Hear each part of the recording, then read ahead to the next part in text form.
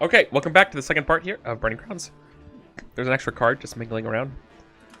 We're in the middle of our body of arguments. Duel of Yes. wits. Have you rolled your Duel of Wits for your body of arguments? Yes. Oh shoot, I played the wrong card. You need to get Oh, well. recursive, right? The characters pull out a copy of Burning Wheel and start a Duel of Wits inside their Duel of Wits. I definitely meant to play Rebuttal instead of Obfuscate, but it's too late now. So is it okay? So what's an obfuscate versus obfuscate? Is it just Versus independent? test. It's a versus test.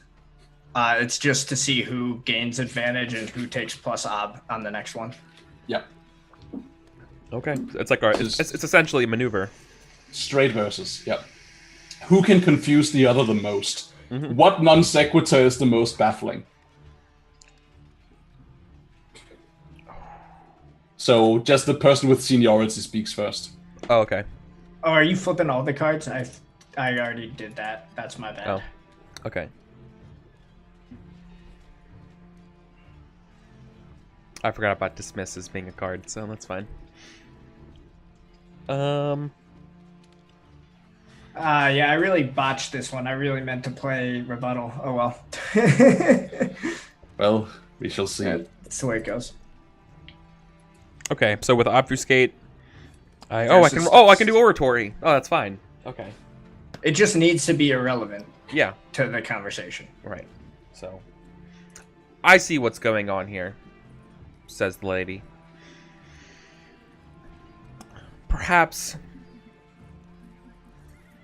the history of Pitax has escaped your education. And she proceeds to go on give a History illustrious lesson? historical record of Pitax and how when it was founded, its list of various wars, mostly hitting the ones that actually exclusively hitting the ones where Pitax has won and not has ignoring the ones where they lost. And it just proceeds to continue on. Excellent. So what I say is, I once stood in the darkened monastery chamber, its far reaches painted with pools of black where the light did not wander. I sat on the floor thinking of that dark, that unseen. I could not know for certain what was hidden in that night. I suspected there were walls, sturdy and thick, but could I know without seeing?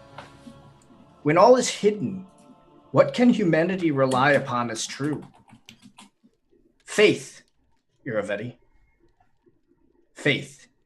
Show me that faith which you claim to hold so dear. Cool. Dice pools. I'm rolling Suasion. I'm doing the same thing I was doing last time.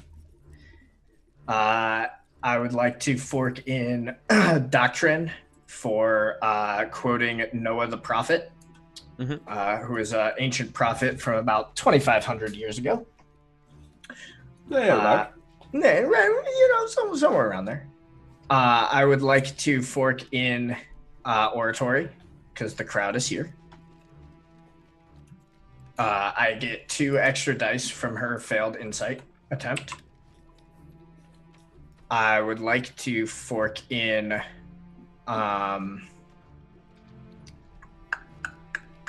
Persuasion, because I'm trying to persuade her to actually believe in what is clearly horseshit.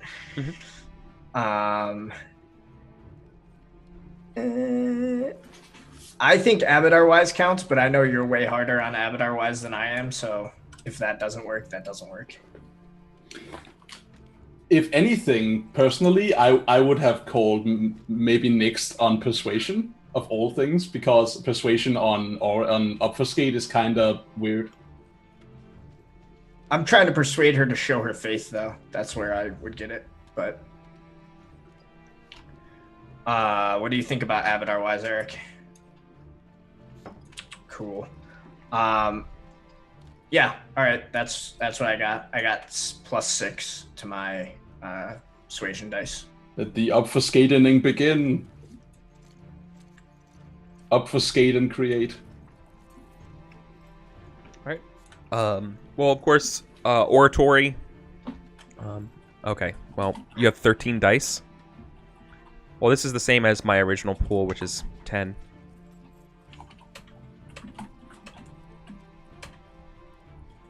Right. I will spend a fate to reroll because I'm putting fate into suasion.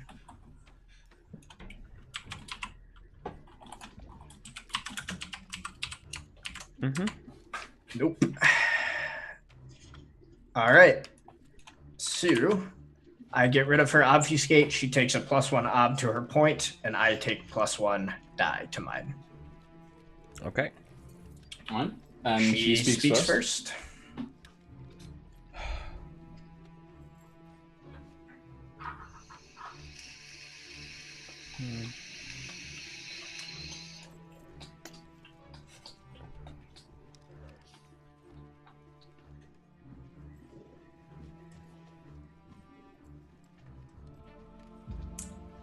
Aurelius is so scary. If you want...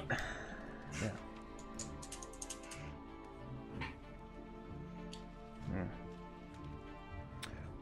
What more can I do to profess my faith of Abadar than defend the walls of civilization and continue to grow and develop new technologies and arts and sciences?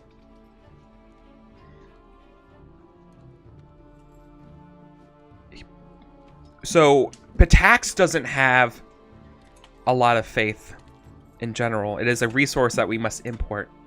But what we have a lot here is innovation. What we have a lot of here is creativity. Traits that, and reason. Traits that we value most highly. It's how someone from a less noble background can rise above their station. That's what Pitax offers. What are you going to do to honor this city of great ideas?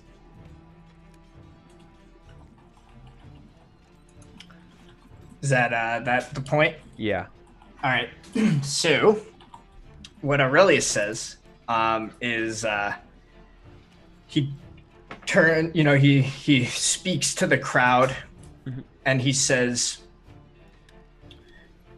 "When the storm rises and the darkness comes, a city alone shall die, shall fall to ruin. Only civilization can survive the night. The first step to preserving our great civilization is to do what all doctors know must be done. When a limb has gone sour, has begun to rot, it must be removed, salved, and bandaged, must be repaired and made whole. Thus truly blessed is the physiker whose craft is to make the body whole, for truly the healer is one with the healed. Brevoy is a sick and dying limb. It is breaking apart to civil war. Its leaders are questionable at best, a boy and a queen regent who seeks to rule him from behind the throne. Pitax must march with Kurasuno to solve this issue, to be the doctor that the North needs. Only then can all humanity be saved." So I think I'm rolling oratory. I get +1 die from the obfuscates. I get plus. I think I'm using persuasion as well here. So that's an extra 2. I believe I would like to fork in surgery because I'm talking specifically about my work as a surgeon and how that relates to this argument. Healing. Yeah. I would like to fork in doctrine for quoting a quote that I've used multiple times to remind the audience. That is from the Journal of Abbess Lirit an Azir, who is a master doctor and wrote a series of journals that are definitive medical text. I would like to fork civilization-wise. And persuasion. Sounds good. All right. Do you want me to roll first? Or you want to create your pool first? Yeah. I mean, it's still the same as what I've just been using before. Yeah, same thing. Yeah. Okay, cool. Wait, I get it's against an ob 2, right? Yep. Jesus. I mean, it doesn't matter. You're gonna knock me out here and then revive. So. Oh, okay. That's There it 7. is. Yeah, I revived to 1. And I'm out. GG. That trade is so bullshit. Yeah. It's a great trade. Come on. So, what does this look like? So I get what I want, right? But it should feel like I lost. You need to make a decision as the winner. You either grant a major compromise that is so severe that it should feel like you've lost, or you grant a major concession to your own point. You either get to maintain your terms, and Sam gets something he can demand, or you modify your terms, and Sam doesn't get something extra. You just modify your terms. But that's EricVulgaris' decision. I mean, we have already talked about a feel like decent compromise or modification of the terms, so... What is it? Instead of... she will still get the Prophet's blessing on the city of Pitax, and instead of being named Chosen of Abadar, I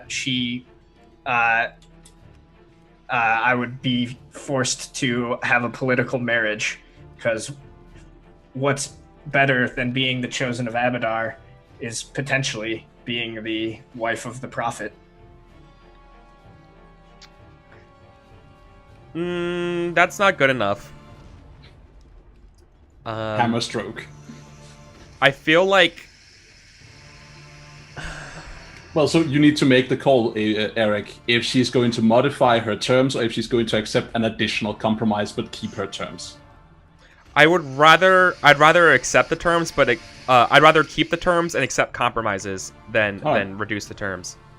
So the terms stand, those happen, but then a major compromise is made. That means Sam gets to get something else that is he is owed something, a major concession regarding your own goal. That's not what this is, or an additional related condition of considerable weight. That should feel like losing. Yeah. Ideally, yeah. So these terms stand, but you, Sam, you can put forward. Well, Eric can also suggest something. We can all suggest something, but you're the number one arbiter here on like what's the concession that happens in addition to these things.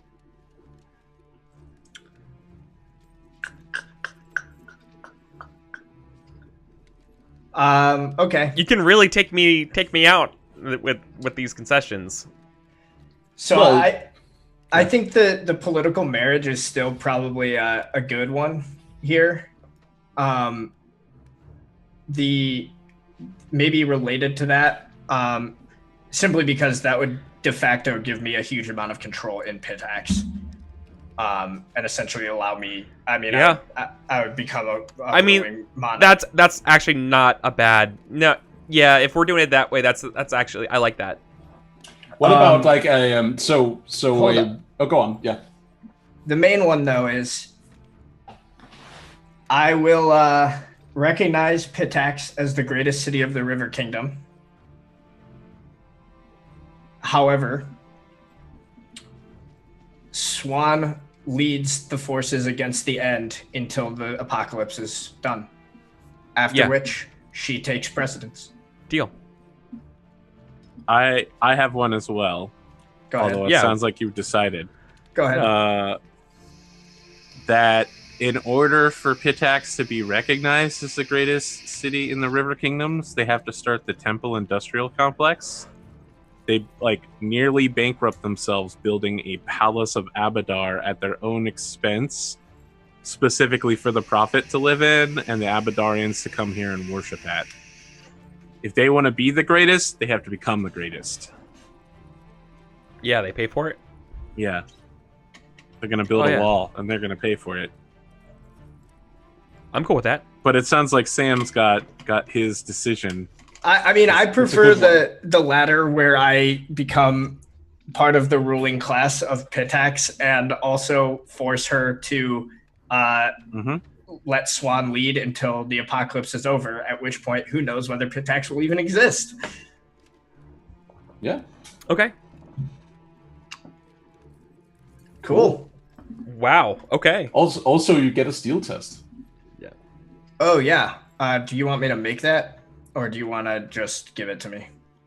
I just give it to you, right? Cool. What's the... Oh, the ob is just my hesitation, which is 5, and I don't need another difficult steel test anyway. Damn. Okay. Unless you think that there should be a 2-die bonus to that hesitation ob, because I'm being forced to name somebody a chosen of Abadar. No, I'm just kidding. All right. Horrifying. Yeah, so I think then the scene that we end on is I nod as this discussion is ending, and I hold out my hand and bid her to kneel and accept the blessing of Abadar.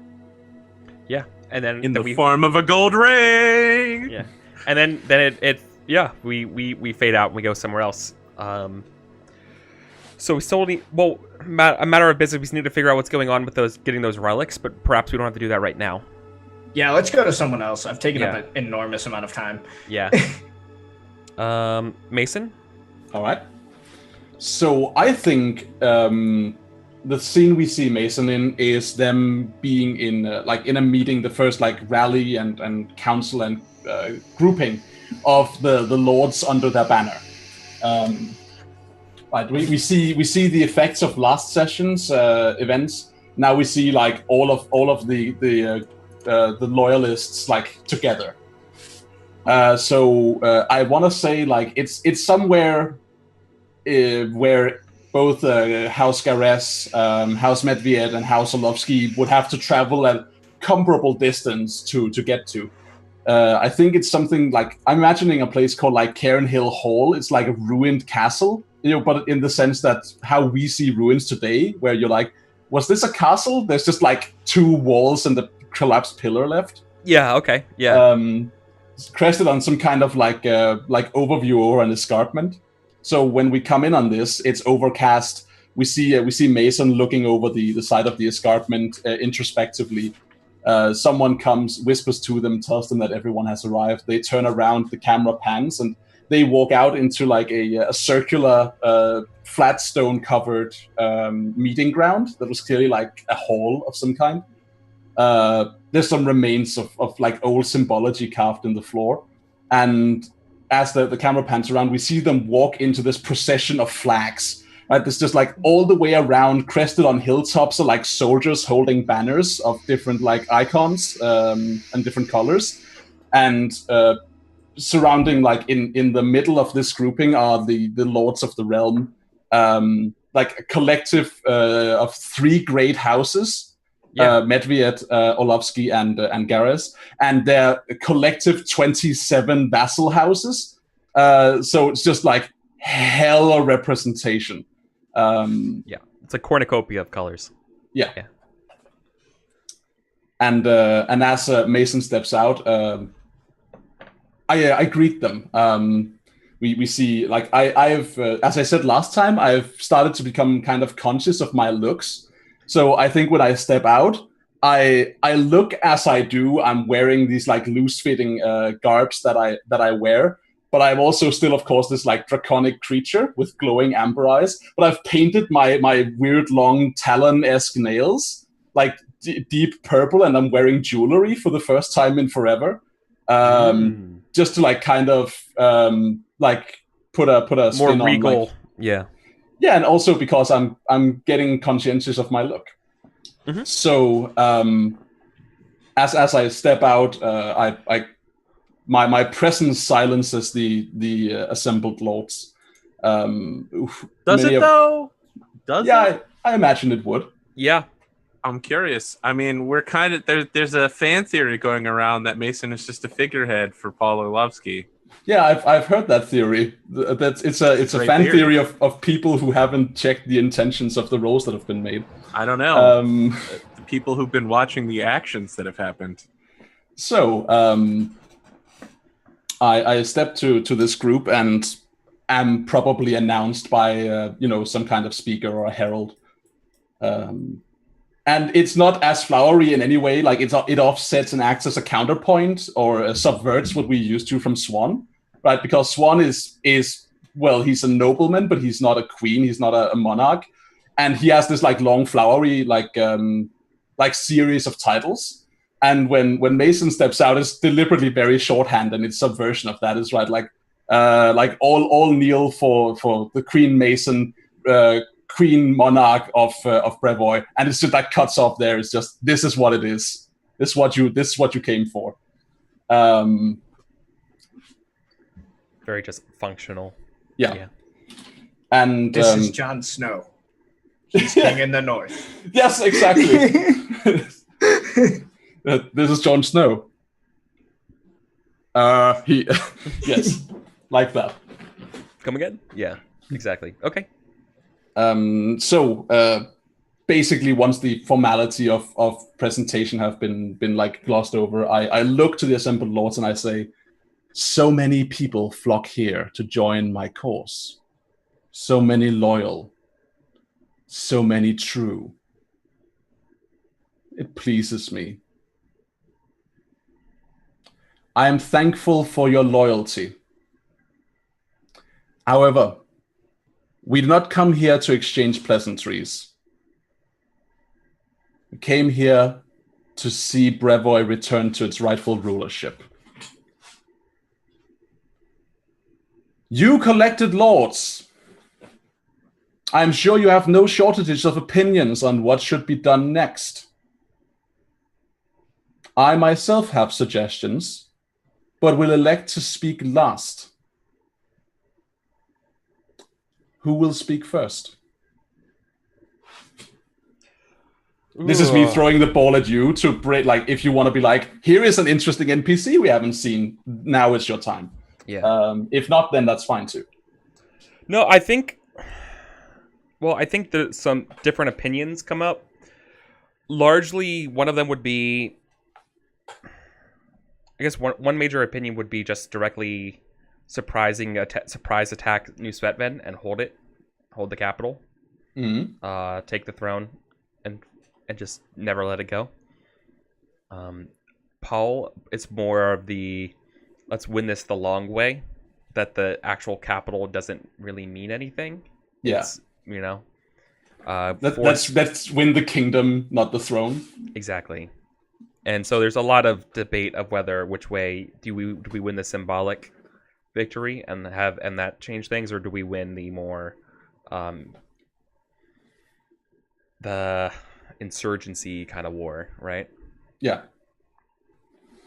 All right. So as the opinions swell, we get the scene of like back and forths, people speaking like over each other and like taking the floor, stating their points. Then it's being discussed. Mm-hmm. And as this comes to a halt, Mason steps from their perch. They're standing on like a stone dais. They step off it and onto the floor themselves, putting themselves on a level with the other lords in a kind of symbolic gesture of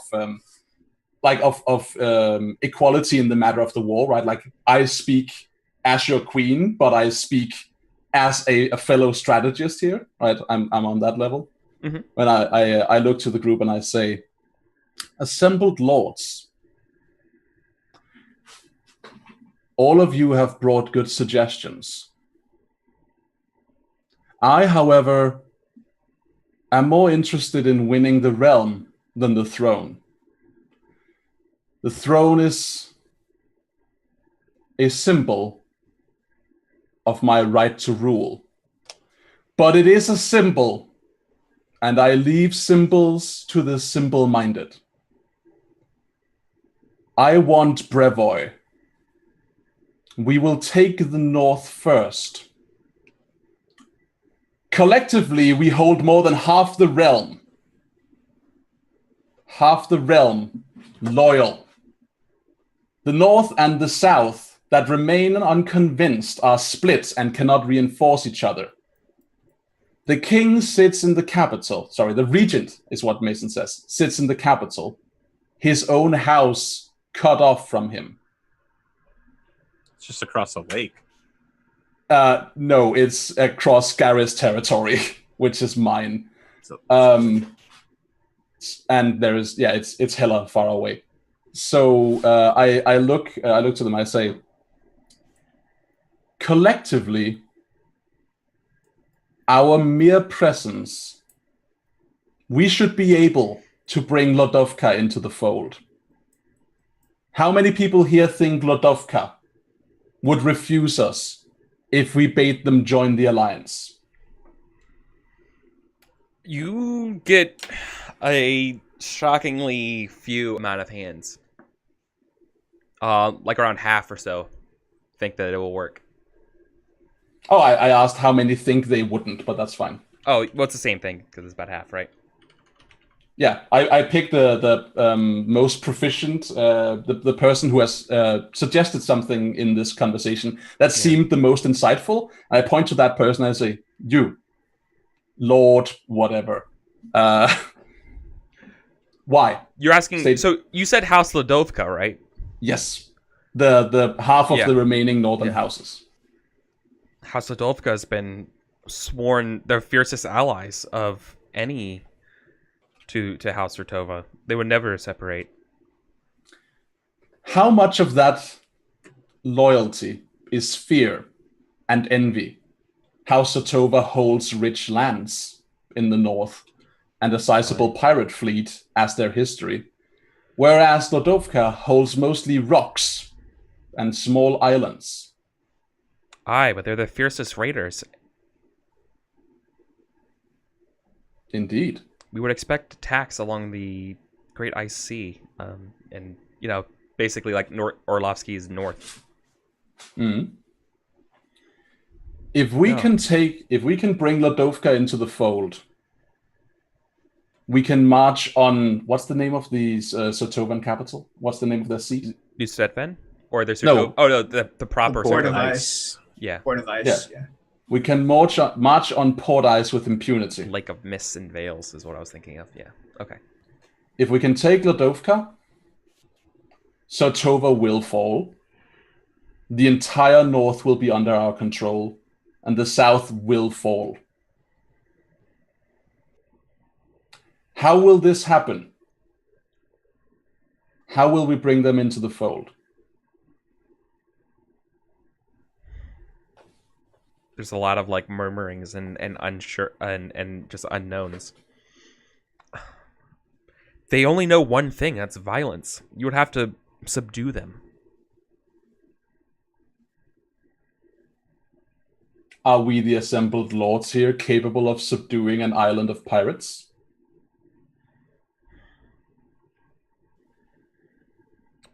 No, because none of We don't those have a assembled fleet. lords have any rivers. Yeah, we have no. we have no they- navies. The Orlovsky territory borders the waters. Yeah, that's exactly like Orlovsky's would be the only ones with any ships that could do this. No one else is Medved used to also fighting. has river territories.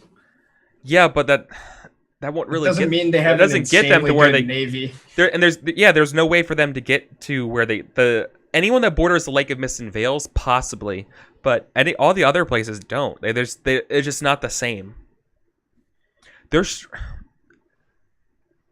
fighting the Ladovkas on the sea is insane. That is their home. That is their home territory. We should fight them where we have the most advantage. We should force them on land.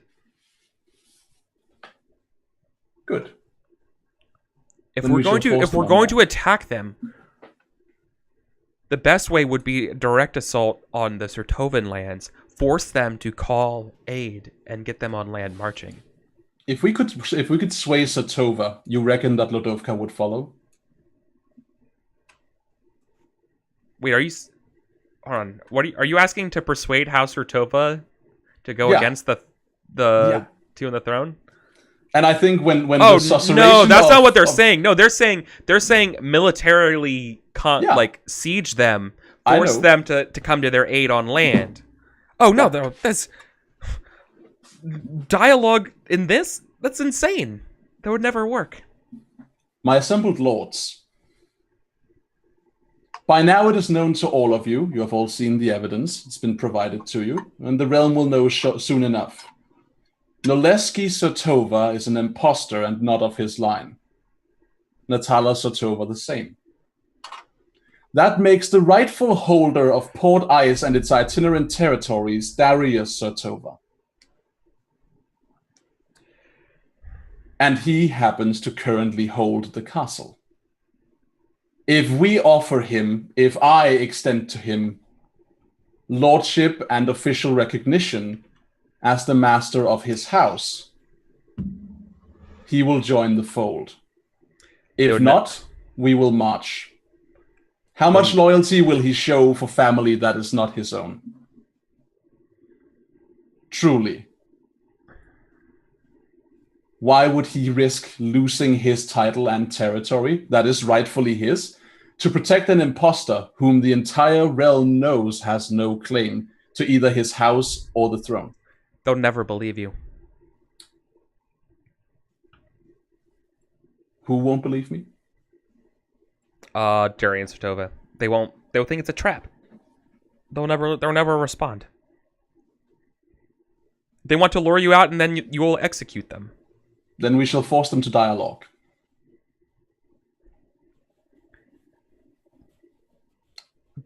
My Lord Garrus. What's the name of I mean Lord Garrus is fine, but do you know what he's called? It's probably Duke Keston. Garrus. Yeah, Is it it's Keston? Duke Garrus would be definitely like all. No, the major Keston ones was are a Dukes. younger one. Keston was the Howlin Oh. Garres. There's no way Keston Garrus is here. He's still guarding that shitty Oleg's fort. Oh, Yeah. I forgot. I was like, I Yeah, know there's a he's the- Keston Howlin. Garrus He's the somewhere. Howlin disowned Garres. kid. Yeah, it's Howlin. Duke Howland.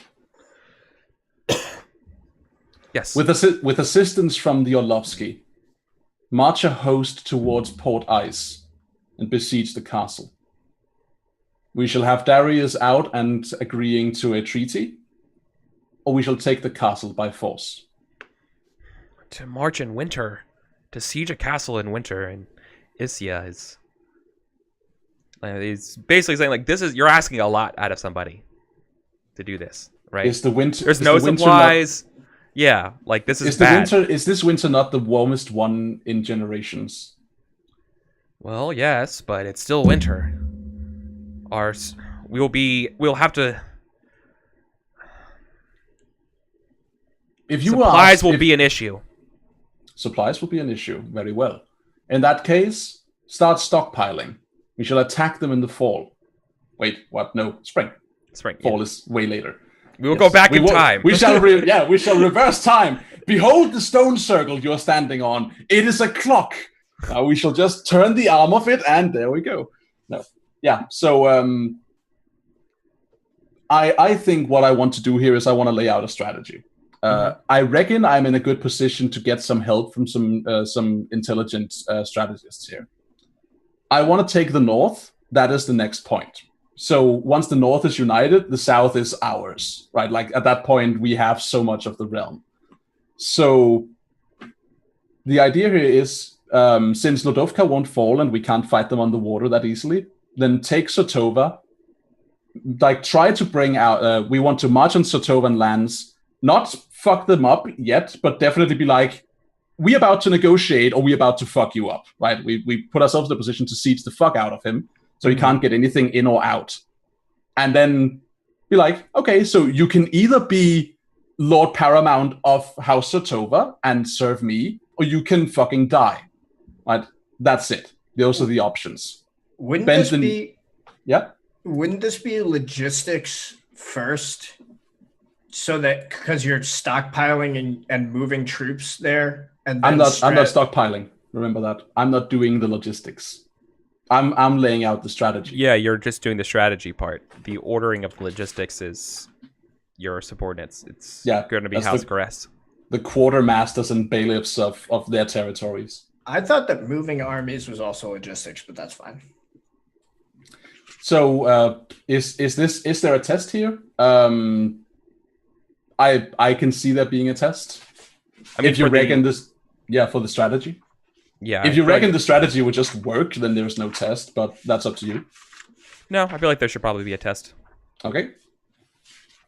And the question is whether or not this is like seen or prepared for against. Okay. What is the obstacle, and how long will it take to formulate the strategy so that it can be implemented in the fall? Spring. I know.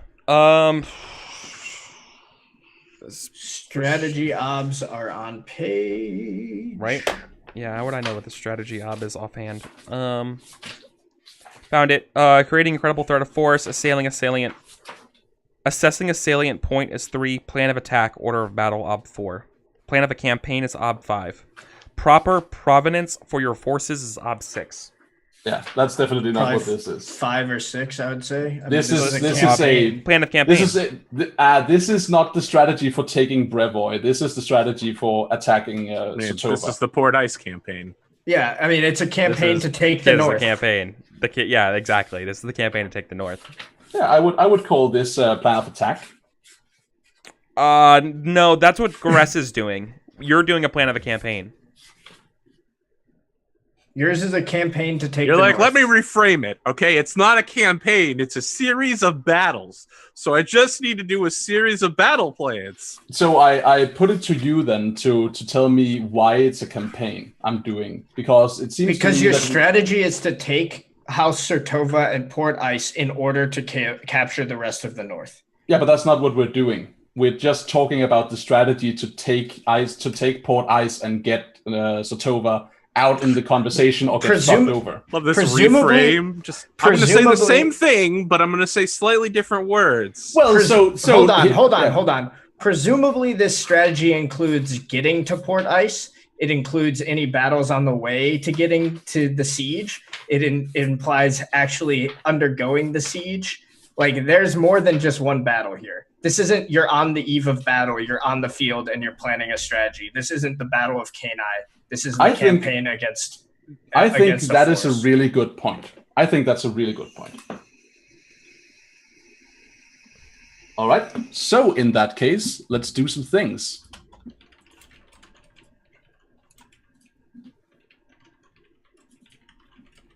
How many people can I rely on to help me do this? How many here can has the competence to actually help and not just be like, I have an idea. Yeah, okay. Probably like 6. There. Okay. It's a lot. Yeah. Yeah. I mean, you also have the combined general might of Orlovsky, Medved, and Garess, which is like two a house, right? I have 2 dice per house is essentially what I'm thinking. Yeah, I have the heaviest military hitters in the realm. All right, let's do this. Make it. Well, can you make it 5 dice actually, because Garess isn't necessarily the best fighters. Here's a question as well: is if the other commander has a strategy as well, it's a versus test. Yeah, but this was to see whether or not it would be seen coming, which means if it fails, then Then all right. So making the strategy roll, absolutely forking strategy games, laying out the whole plan in the fucking classic asshole moving chess pieces way. Also, it's called out as a fork for the thing. I'm forking tactics because I'm planning a campaign. I'm forking logistics because I want to add what help I can to the existing effort. I would be like, we're going to do it this way, so the grain you collect has an easier time going this way. The supply lines will be protected, that angle. I'm forking soldier-wise. I'm forking war-wise. I'm forking cartographer for being able to make a battle plan and read a map. incidentally, I'll lobbied more for cartographer last time. I'm gonna work carefully, and that's 8 bonus die, 8 dice. Right there. If you're working carefully, how long does making a campaign plan last? Yeah, that's a good point. Well, how long does? You have a while. Double time. Yeah, It's true. We have a while to do this, but how long does it take? it But probably half again as long will make a huge difference. Yeah. I mean, it's versus the beginning of spring versus towards the end, right? That's like, a huge week? difference. I know. 2? probably 2 weeks. Yeah. All right. So let's say 3 weeks to extend the time by half again as much. Okay. So I'm rolling B3 with 8 forks. So 11 dice plus 5 dice for help. Mm-hmm. So here this is the one thing Mason is really fucking good at, the strategy. I'm still kind of thrown by the fact that none of these lords are like in any way shocked or surprised by the fact that they're being ruled by a half dragon. But I imagine they are, but I don't know. But I don't think it's worthy of a roll here for this. Oh yeah. They've kind of been made aware of the situation by having been sent the evidence and been like, oh, okay, so Coral is it's not as okay. I'm just saying I don't think that many people important. would just be I'm just throwing it out there in the future because I don't think most people would just be like, okay, yeah, I'm taking that in stride. Here's the evidence. It's certainly going to be a problem, but like that's not what we're focusing on right now. It's like this we're challenging this one belief right now, which is all right. Let's do this. Base up 5 for a campaign. Yes. Mm-hmm. All right. You're rolling a fuck ton of dice. Yeah. Here we go. Ready to get fucked hard. Oh, I did it, but just barely. Let's put fate towards that. Okay. All right. So 7. So 2 over. I would like to spend 1 margin of success to do this to like add extra oomph to the plan, if I may, like get us off on a really good start and into a good position swiftly. Okay. And 1 more for being able to launch this plan earlier than we had initially planned, right? Instead of being directly like at springtime, it's like before before people would expect the march to happen, and we found out that we can like make it work, like we're not overextending. Like January or something. Yeah. Yeah. I thought it already was January. Oh, so okay, February then. I think you're right, Sam. I'm still confused on how that would work because my understanding was that the strategy and the logistics were 2 separate things here, and that the reason why you can't march until spring was the logistics and getting the supplies, not in how quickly you can get your strategy together. That's why I'm asking if it's okay to spend a success to have the plan in some way be insightful enough and helpful enough to the individual situation of the given lords that they can make it work in the time allotted and stuff. Faster than what they need to. Yeah. Yeah. All right, so cool. I will take that. Also, I'll put a fate towards my strategy because yes. Mm-hmm. Here we go. Can I get a reading from you, Eric? Like, what's the temperature of the room once this is done? Like, are people like, fuck yeah, this is gonna be fucking rad. We're gonna own the realm, and it's gonna. Yeah, no, people are absolutely pumped for this because they're finally being like, fuck yeah, we're getting rid of these pretenders on the throne. All right, cool. So with that said, I leave it to all the lords to be like rally your men, forge weapons, levy the young, right, like the young and strong, protect your borders, send out scouts. I want to know the moment anyone starts mustering forces. I want to know it like a month in advance. The moment anyone starts moving their troops, I want to know it weeks in advance. I want the land lousy with scouts and spies. And we're going to do this. Okay. And yeah, prepare for us to assume control of the north and then march on the south. Boom. Got it. Dramatic cut to black and then like some kind of boom. I thought you said that it wasn't to take the north. It was just to take Port Ice was the intent. No, now I have been made to make a campaign for it. So now it's definitely the campaign for the north. But it was still only for Port Ice. Yes. Come on now, like it's you have to make an op 6 test because this is the campaign for the north. Okay, let's make that op 5. Make that op 5 test, because it's the Specifically to campaign take for the Port North. Ice. Okay, That was- I'm gonna make the hold op on, 5 hold test. on. Oh, well, My- now it's for less than that. Hold Come on. on. My entire argument for why taking Port Ice was not just a single battle was that it included moving your armies, dealing with any opposition on the way to Port Ice, and then actually the Battle of Port Ice itself. Not because you had to take the whole North. That was the Now- exact reasoning. This is the intent. This is the campaign for the plan in the North. This strategy will see us surround and claim Port Ice. Yes. And when we do so, by provenance, Lodovka will follow suit. Because they will bend the knee to us as the new fucking lords of the North, or they will follow Darius Sotova if he bends the knee. So, yeah, what you have guaranteed is that things will successfully go off without a hitch as Yeah. far as the siege goes, and having Yes. and baiting Ladovka to aid Sotova as we expect. To Correct. get them off It the remains water. it remains to be seen what will happen as a result of that. But Right. on But, that end, it's but going to you've be set up the right assumptions and predicates to get there. yes. Right. So now I am essentially Or done. prerequisites. Why did I say predicates? What the I don't know. prerequisites. Yeah. Yeah. So I hunker down, like we march in February, Calistrial or whatever it is. Yeah. And you just like give me a knock when it's time to do that. I think we should cut to Swan. Yeah. What Well, happened actually- to you going to meet Swan? That agreement that you had? I have not made any agreement with Swan at all. I sent you a letter. That's true. Yeah. So I- thought that I was wasn't there when that letter Yeah. arrived because I wasn't there when Zytomir arrived. So I feel Yeah, like the so a first whole scene, lot of shit has changed for you, right? yeah. So what's changed for Swan is how many weeks into the future are we, Eric? With my gathering the army, is this the first day of spring here? Late Not- January. It'll be late January, which also means we're getting ready for a resource test. So like 3 weeks. Yeah.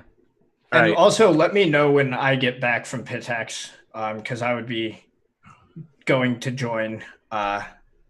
You'll be back like another week later. Yeah. I'm just throwing it out there because I Yeah. want to be clear that I was going to join I feel like- AP. That was And I all. feel like your betrothed would also be joining you. Oh, I mean, we're taking the whole whole caravan. shebang. Yeah, okay. So when Swan arrives on the first day of spring or close to the end of January or whatever, the figure we see walking off the boat doesn't look anything like Swan. It's an enormous black armored plate mailed figure with a giant dragon's helm and a huge fucking plate shield. But obviously the House Swan sword in his hand as he walks off because he just finished learning armor and shield training. Why are you And- wearing your armor on a boat? Because he's got 1,000 Milanese behind him that he's trying to impress as he marches back into his own town. I even have a belief about doing exactly this. That's Yeah. right, get wrecked. So Swan has 2 meetings he needs to attend, one with Constable General Fallon Nerwin and another with Millions. And he'd also like to gather up some money before resource test time comes. So you tell me what order I can do these things in. Yeah. So you need to convince the paladin, right? So you've summoned the paladin. So I let's have. do Nerwin. Yeah, Constable General Fallon. Since From we don't the- want to, yeah. we don't want to trigger Daniel every 10 seconds. From the During this conversation. Thank you. world wounds. Yeah. Much obliged. Yeah. From the world wound campaigns. Oh, incidentally, my strategy just went up. Just to tell you all. Nice. So, they're probably here waiting for you. Fully Swan vested walks out off. in silver armor, red plumage. Swan's going servant to of take his Iomedae. dragon helm off and hand it to Einhard and be like, Constable General Fallon, it is good of you to answer the call of the prophet. Hmm. We have much need of you. Yeah, you all have been making quite reputations for yourselves. Yes, I have several right here. He says, gesturing to his character sheet in real life, Yeah. but in game, gesturing to his giant Milanese army behind him. Yeah. I see you are good at making friends.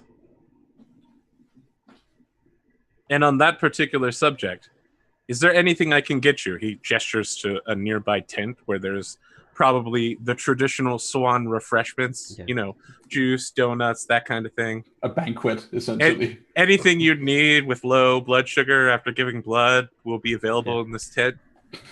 Yeah. No, I assure you I'm quite okay. But before we go any further, I must warn you that I only work for just causes. Oh, Constable, please sit down. Yeah, they do, right? Yeah. He's going to slide the portfolio called The Walking Dead across the table. Please, take a moment to look at this. This is an incident that's happening northeast of us here, near the Valley of Fire along the Shrike River, beyond Restov. No one is taking this incident seriously. There are no armies moving in this direction, and my understanding is that Brevoy is about to split itself on civil war.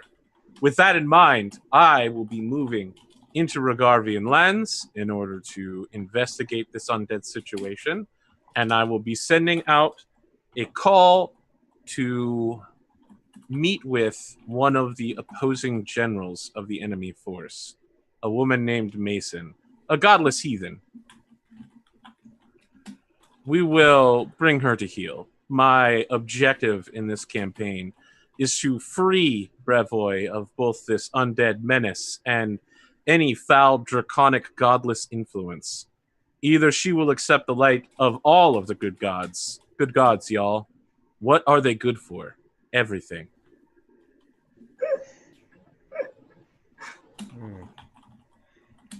As you can see, my cause is quite just. A city or a country that has lost its moral clarity. It has not lost its moral clarity. The people cry out for the light of civilization. Already the church works to lessen the burdens of the incoming civil war. You might have heard of the Aurelius Doctrine, a series of plans in order to build schools, hospitals, roads. Even in the wake of this war, life in Brevoy will continue onward. However, I have noticed that no one is... They smirk extraordinarily cynically, like, yeah, that's never been true at all in any war, ever. What's wrong, Constable? You don't have faith in Abadar? It's not that I don't have faith in... It's not that I don't have faith in Abadar, it's just that if you were serious in your terms of war, you must know that in every single conflict tracing back to the beginning of the world, it's the innocents who suffer the most. I don't disagree, but I assure you I've put several plans into motion to make sure that the wicked are punished, and that the meek inherit the country.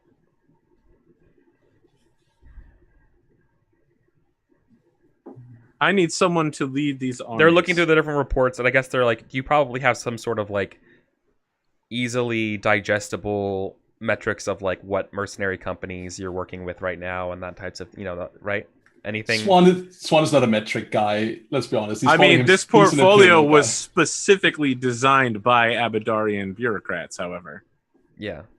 So my question, my question, so like they would get an idea of who they're working with and who like their armies and things they would lead. And no, they like what they see, although they are. What does it read? Like you say the armies they would meet, because lead. As far as the Drakengard, lead. My bad. Lead. Sorry. Yeah, sorry. I heard meet. Oh no. So like. So when this is done, you see we are protecting the sworn rule, the proper throne of Brevoy. Like I don't know exactly what they would say, right? My understanding is that there is no proper lineage from this rebellion. Of Brevoy. There is a contestation as to who exactly is in charge. My concern is not for who should be in charge and based on lineage. My concern is for the survival of the culture and the people. This is really on the nose, but it's something like I really am hesitant to interfere in nation build without a firm exit strategy for a populace who doesn't necessarily want it. Like I understand. alerting to Iraq. I understand. Allow me to say this then. It is highly unlikely that the army that I am gathering will engage in any sort of major conflict beyond fighting the undead. They will, however, be necessary for posturing and defensive measures. You won't see me walking into cities and burning them down with an army. I don't need to do that.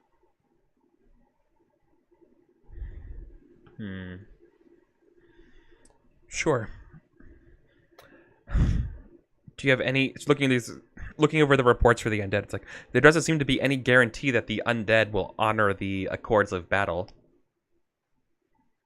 I have no cares. How can you make such promises? I only make those promises in terms of nation building and brevoy, as you'd put it. Our battle against the undead will undoubtedly require our whole hearts and commitment. Surely you don't believe you need some sort of exit strategy for dealing with the undead. We're not going to exit dealing with the undead. We will eliminate them completely. Of course. And is it your plan making obvious that we do the undead first and then brevoy? Yes, because that is my plan, is to do the undead first. Okay, good. Yeah, because they wouldn't do it any other way. Yeah. I mean, that sounds good to them. This seems to be very fair. But I guess the devil might be in the details. But yeah, no, a campaign against the undead sounds exactly what they want. Okay. I mean, I don't know what you want from me then. It sounds like they're behind this. No, they are. That's the problem, is that you really thoroughly convinced them. Good. Excellent. I guess they want to know though. I guess they want to know more about your faith, right? That you are you're a vicar of Abadar. I'm not a vicar of Abadar. Oh no, you're just a chosen constable. There's only one vicar of Abadar. I am a servant. Some would call my brother the Abadar's son. Yes. As in that which is in the sky. I am more what you would call Abadar's moon. Something capable of creating change. Not a bathing golden light, but the pale white fire that dances upon my enemies' graves. The pale civilization requires they stir on that. Protectors to maintain it. Men of violence. People of violence. People of vigilance is what she says. Just so. I think he just gestures to like the armies in the town. Yeah. No. Very well. We should get to talks of campaigns. Excellent. I hope you have some great thoughts because strategy is not my forte. No, that's why you're hiring me. Indeed. I sure do. Yeah, they only work for Just Causes, so.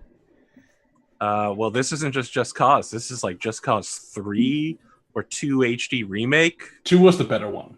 Yeah, cool. And we should probably go to our break because we are way off time after our duel of wits, but we are due for our second one. So we'll see you guys on the other side.